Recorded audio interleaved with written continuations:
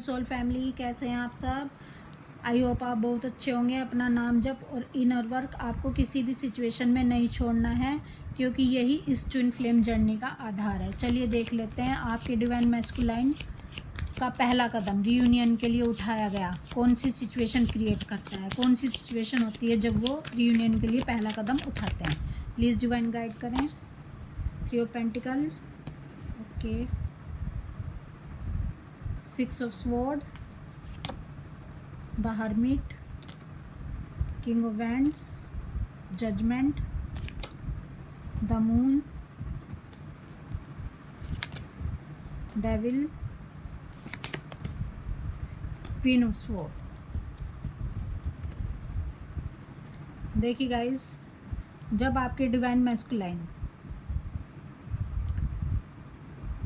आपकी तरफ रियूनियन की तरफ कदम बढ़ाते हैं तो वो आपसे सेपरेट हो जाते हैं। अब आप कहोगे कि रियूनियन के लिए कदम बढ़ा रहे हैं और सेपरेट हो रहे हैं, ये आप क्या कह रहे हो। मैं ठीक कह रही हूँ गाइस। जिस तरह से एक शेर अपना शिकार हासिल करने के लिए या कोई भी इंसान अपना गोल अचीव करने के लिए, एक धावक कोई भी अपना गोल जब अचीव करता है तो वो कुछ कदम पीछे लेता है। जैसे शेर कुछ कदम पीछे लेता है और फिर वो अपने गोल पर अटैक बोलता है, तो उसी तरह से आपके डिवाइन मैस्कुलाइन जब आपकी तरफ रियूनियन करना होता है उनको, तो वो उनका पहला कदम होता है जब वो पीछे हट जाते हैं, यानी जब वो आपको छोड़कर चले जाते हैं, आपसे सेपरेट हो जाते हैं।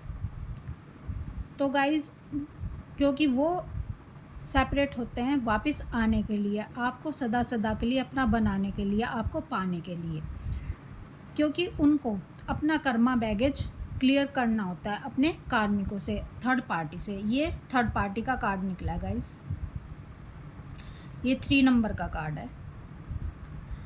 तो कर्मा बैगेज जब तक क्लियर नहीं होगा, जब तक डिवाइन किसी भी कीमत पे इनको आपकी तरफ नहीं आने देंगे, क्योंकि इनका जो है इस जन्म का, पिछले जन्मों का, कोई भी किसी भी इंसान का कर्मा होता है वो उसको चुकाना ही पड़ता है। क्योंकि चाहे धन हो, चाहे रिश्ते हों, चाहे कोई भी हमने कर्मा क्रिएट किया है, वो हमारे रिश्तों का रूप बनाकर, हमारे कर्म ही होते हैं जो हमें क्लीन करने होते हैं। हमने जिसको जो भी एनर्जी दी है, भले ही हमने किसी को प्रेम की एनर्जी दी है, किसी को गुस्से की एनर्जी दी है, कैसा भी हमने बीज बोया है, प्यार का बोया है तो हमको प्यार मिलेगा, हमने नफ़रत का बोया है तो हमको उस इंसान से नफ़रत मिलेगी, भले ही वो कार्मिक हो, थर्ड पार्टी हो, ये इस जन्म का हो या किसी भी जन्म का।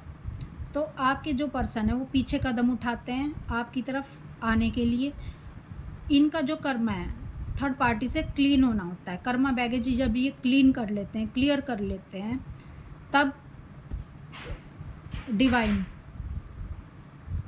तब डिवाइन इनको गाइडेंस देते हैं, इनको बताते हैं कि अब आपको क्या करना है।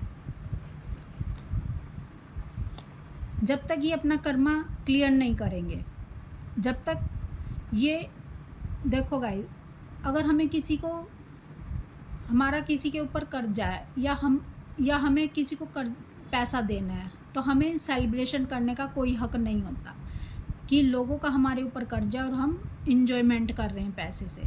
तो लोग कहेंगे कि पहले आप अपना कर्जा चुकाओ, तब आप इंजॉयमेंट करने के हकदार होते हैं। इसी तरह से डिवाइन चाहते हैं कि ये अपनी डीएफ के साथ सेलिब्रेशन नहीं कर सकते, अपनी डीएफ के साथ प्रेम से नहीं रह सकते, क्योंकि इनको अपना कर्जा चुकाना है पहले।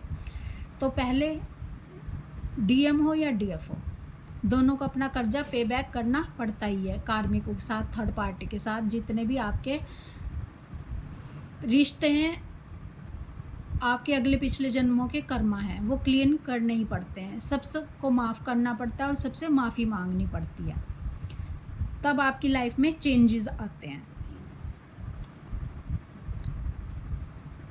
तब आपको रास्ता डिवाइन दिखाते हैं। आपके जो पर्सन है वो आपसे प्यार बहुत करते हैं, आपको अपना मानते हैं, लेकिन ये थर्ड पार्टी के पास जाते हैं। क्यों? ऐसा नहीं कि ये आपसे प्यार नहीं करते। देखो, इनकी बॉडी कहीं भी रहे, इनकी बॉडी अगर थर्ड पार्टी के पास है, अगर कार्मिकों के बीच में है, तो इनका दिल, दिमाग, रूह, आत्मा सब आपके पास है। इनकी बॉडी तो गाइस, आप कौन हो? बॉडी नहीं हो ना, आप कौन हो? आप आत्मा हो, आप ईश्वर का स्वरूप हो। तो बॉडी भी यहीं छूट जानी है। बॉडी तो आपकी खुद की भी नहीं है, आपकी बॉडी तो हमारी खुद की भी हमारी नहीं है। तो बॉडी कहाँ है फ़र्क नहीं पड़ता, इंसान के मन कहाँ है, इंसान की रूह कहाँ है, इंसान की आत्मा कहाँ है, ये फ़र्क पड़ता है।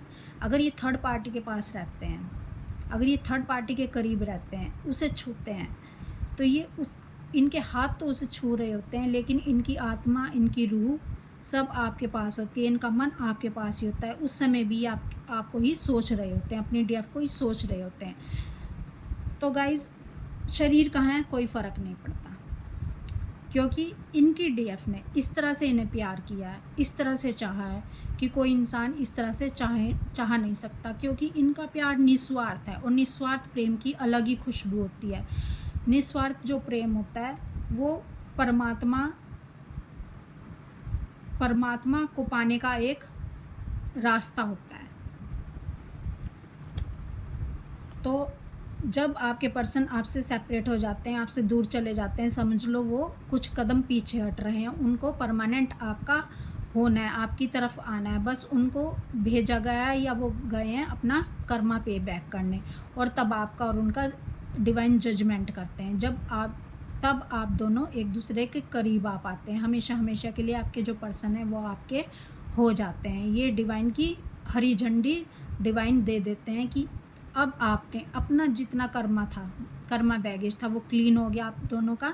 अब आप एक दूसरे के करीब आ सकते हैं। उस समय थर्ड पार्टी हो, उस समय इनकी थर्ड पार्टी कोई भी हो सकती है, इनके फैमिली वाले, इनका काम, इनका कुछ भी, इनकी पत्नी, कोई भी थर्ड पार्टी हो सकती है, इनकी कोई फ्रेंड, इनकी गर्लफ्रेंड, कोई भी हो सकती है। उस समय सब चेंज हो जाते हैं, क्योंकि ये सब डिवाइनली गाइडेड जर्नी है। सब लोग सोलमेट में कन्वर्ट हो जाते हैं या इनकी लाइफ से चले जाते हैं। तो गाइस, आपके जो पर्सन होते हैं, जब वो पीछे हटते हैं, जब वो सेपरेशन क्रिएट करते हैं, तो समझ लो इनका वो पहला कदम होता है जब वो आपकी तरफ रीयूनियन के लिए उठाते हैं, अपनी डीएफ को सदा के लिए अपना बनाने के लिए अपना कदम उठाते हैं।